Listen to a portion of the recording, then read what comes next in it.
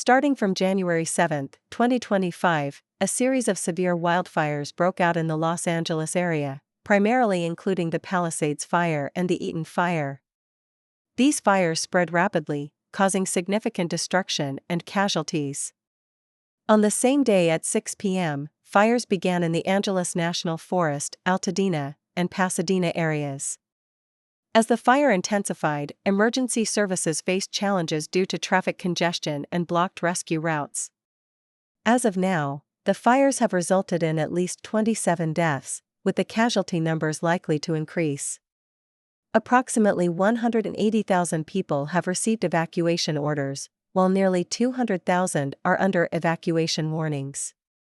The fires have destroyed or rendered over 12,000 buildings uninhabitable, including residential homes, commercial facilities, and infrastructure.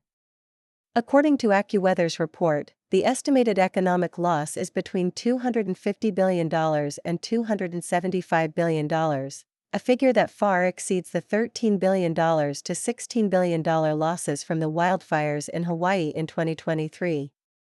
The spread of these wildfires has been influenced by extreme weather conditions, including a dry environment and persistent strong winds. This storm is considered one of the strongest in a decade, accelerating the fire spread through dry vegetation.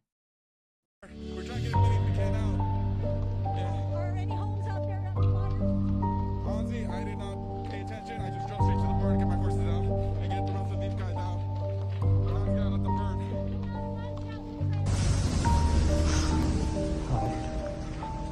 Just be okay? You're gonna be okay? Hi? You're gonna be okay?